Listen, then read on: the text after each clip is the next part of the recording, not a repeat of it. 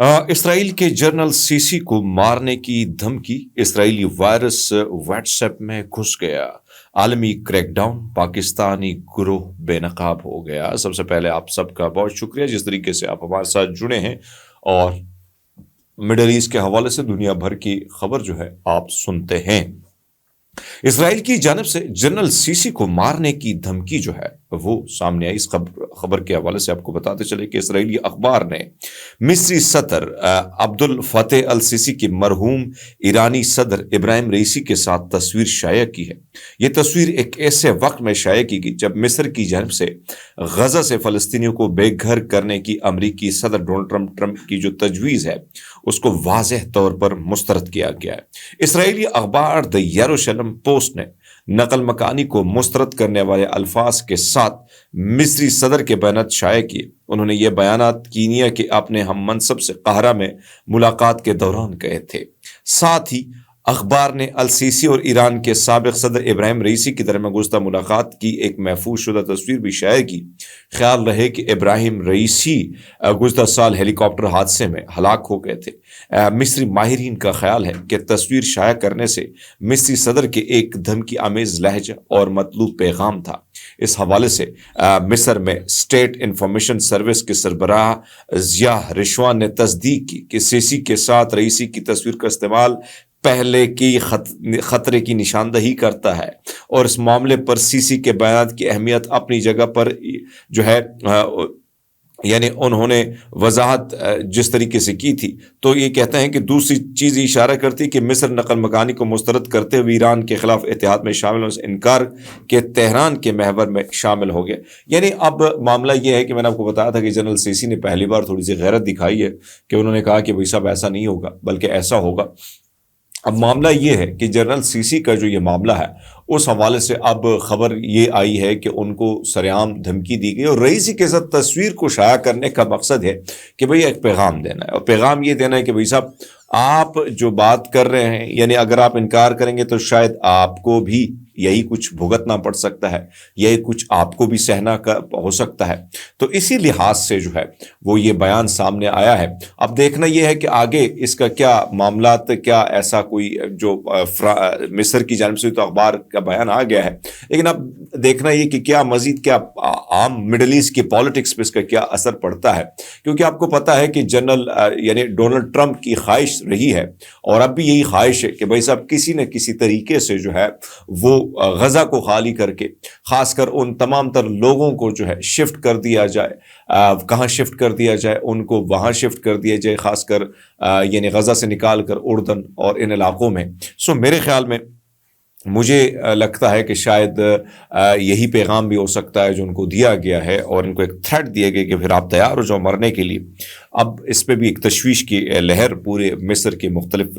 मंजरनामे पे और न्यूज़ में अगर आप देखें तो वहाँ पर इस किस्म की चीज़ें नज़र आएंगी। इसराइली एंटी वायरस व्हाट्सएप में घुस गया है। मेटा के जो व्हाट्सएप कम्युनिकेशन एप्लीकेशन के एक एहलकार के मुताबिक Israeli spyware company Paragon solutions ने बड़ी तादाद में सार्फिन को निशाना बनाया जिनमें साफ़ी और सिविल सोसाइटी के नुमाइंदे शामिल हैं। वाक़े के बाद व्हाट्सएप ने पैरागोन को कानूनी नोटिस जारी कर दिया। व्हाट्सएप ने कहा कि ये लोग निजी तौर पर बातचीत करने की सलाहियत का तहफ़्फ़ुज़ जारी रखेगा जब तक इसराइली कंपनी ने तबसरा करने से अभी तक इनकार कर दिया। व्हाट्सएप के हुक्काम ने राइटर को बताया कि उन्होंने तकरीबन 90 सार्फिन को जो है हैक करने की कोशिश दरियाफ्त की जिनमें सिविल सोसाइटी से लेकर मीडिया के अफराद शामिल थे। एक एहलकार ने इंकिशाफ किया कि व्हाट्सएप ने इस हैकिंग कोशिश को नाकाम बना दिया और निशाना बनने वालों को कैनेडियन ऑनलाइन निगरानी ग्रुप सिटीजन लैब से रुजू करने की हिदायत की। एहलकार ने नाम ना जाहिर करने से के बाद ये बात की कि पैरागोन को इस हैकिंग का जिम्मेदार कैसे ठहराया गया, लेकिन यह बताया गया कि कानून नाफिज करने वाले इदारों और सनदी शराकतदारों को मतला किया गया। ताहम मजीद तफसीलात देने से उन्होंने गुरेज किया। इसराइली जासूसी सॉफ्टवेयर कंपनियां जैसे NSO ग्रुप और پیگاسس ماضی میں حکومت کو اپنی خدمات جرائم سے نمٹنے اور قومی سلامتی برقرار رکھنے کے لیے ضروری قرار دیتی ہے، لیکن حقیقت میں انہوں نے صحافیوں، کارکنوں اور پولیس انتظامیہ کے خلاف جاسوسی ملوث ہو کر یہ خدشات اب جنم لے رہے ہیں۔ یعنی آپ اندازہ لگا لیں کہ واٹس ایپ جیسا جس میں آپ انکرپٹڈ کال یہ سارا کچھ لکھا جاتا ہے، لیکن وہ بھی اب محفوظ نہیں رہی ہے، جسے آپ اندازہ لگا سکتے ہیں کہ اب اسرائیل جو ہے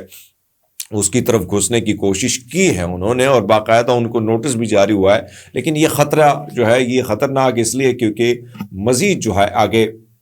بہت سارے صحافی، بہت سارے بڑے بڑے نام جن کے چیزیں جو ہیں ہیک کی جا سکتی، جن کے موبائل میں ساری چیزیں ہوں۔ دوسرے جانب آپ کو بتاتے چلیں کہ امریکہ اور ڈچ حکام نے بڑے عالمی کریک ڈاؤن میں پاکستان میں قائم سائبر کرائم نیٹ ورک کو مکمل طور پر ختم کرنے کا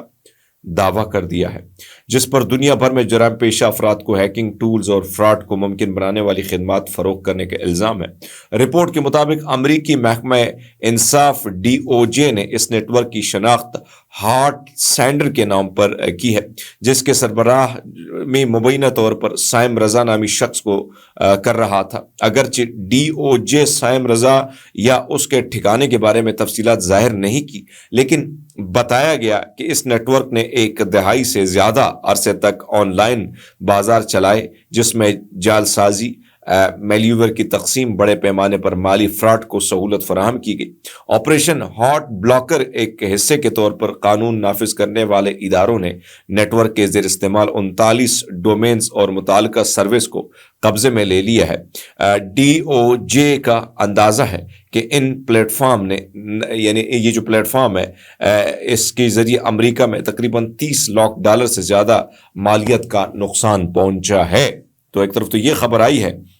دوسرے نب آپ کو بتاتے چلے کہ وزیراعظم شہباز شریف نے تنقید کو مسترد کرتے ہوئے ارکان پارلیمنٹ کی تنخواہوں میں بڑے پیمانے پر اضافہ کر دیا ہے۔ اب آپ اندازہ لگا لیں، ایک طرف تو اتنی زیادہ غربت ہے، غربت کی لکیر میں، اور پھر آپ دیکھیں کہ TADN کے اور خرچے جو ہیں وہ بھی چل رہا ہے، تنقید ہوتی بھی رہی ہے، لیکن اس کے باوجود، اور جب تنخواہوں کی بات آتی ہے، میں یہ نہیں کہتا ہوں کہ PTI یا نون لیگ، یہ سارے کہتے ہیں بھائی صاحب تنخواہیں بڑھا دو ہماری۔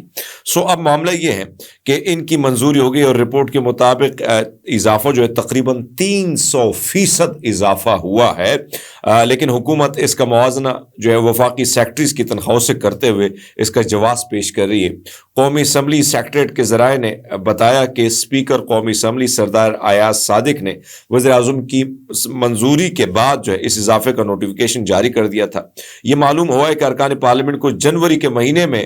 نظر ثانی شدہ تنخواہ بھی مل چکی ہے، اور قومی اسمبلی جو ہے اس کی قائمہ کمیٹی برائے خزانہ کے حالیہ اجلاس میں سیاسی مخالف کے باوجود، یعنی مخالفت بھی اس کی گئی، اس کے باوجود حکومت اور اپوزیشن بینچوں کے ارکان نے اپنی تنخواہ اور دیگر مواد میں اضافے کے معاملے اور غیر معمولی اتحاد کا مظاہرہ کیا تھا۔ ویسے آپ اندازہ لگا لیں، میں نے آپ کے سامنے یہ بات رکھی کہ بھائی صاحب انہوں نے خاموش اختیار کی کہ بھائی مراحت ملنی چاہیے، تنخواہیں ملنی چاہیے، اور ہمیں تنخواہ ضرور دیں،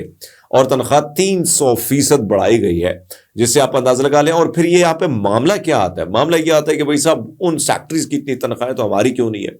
تو کہیں نہ کہیں ہم یہ کہہ سکتے ہیں کہ اگر ہم مختلف صوبوں کی بات کریں تو صوبوں میں پھر آپ دیکھیں بلوچستان کے صوبوں کی سب سے بڑی تنخواہیں ہیں، اس کے بعد پنجاب کے صوبہ MPs کی بڑی تنخواہیں ہیں، وفاقی کی طرف آئیں، وفاق میں تنخواہیں کم تھی، لیکن بہرحال جو TADA دیگر چیزیں ملتی ہیں، جو دیگر مراحت ان کو ملتے ہیں، آپ اندازہ لگا لیں کہ بھائی صاحب اس وقت معاشی جو بحران ہے، جو حالات، جس حالات سے ہم دوچار ہیں وہ آپ کے سامنے ہیں، لیکن بہرحال ہم نے تنخواہیں تو بڑھا دی ہے نا، تنخواہیں بڑھائیں، اور تنخواہوں میں پہلی بار اتحاد دیکھا گیا ہے، یعنی پہلی بار انہوں نے کہا کہ بھائی صاحب اپوزیشن، چاہے میں نے آپ کو تو کہا کہ چاہے وہ تحریک انصاف ہو، چاہے وہ پیپلز پارٹی ہو، چاہے نون لیگ ہو، اس معاملے میں سارے کے سارے ایک ہیں، کیونکہ پیسے دونوں کو ایک جیسے، سب کو ایک جیسے مل رہے ہیں۔ اب تک کے لیے اتنی، بہت سارا خیال رکھیے، بہت شکریہ۔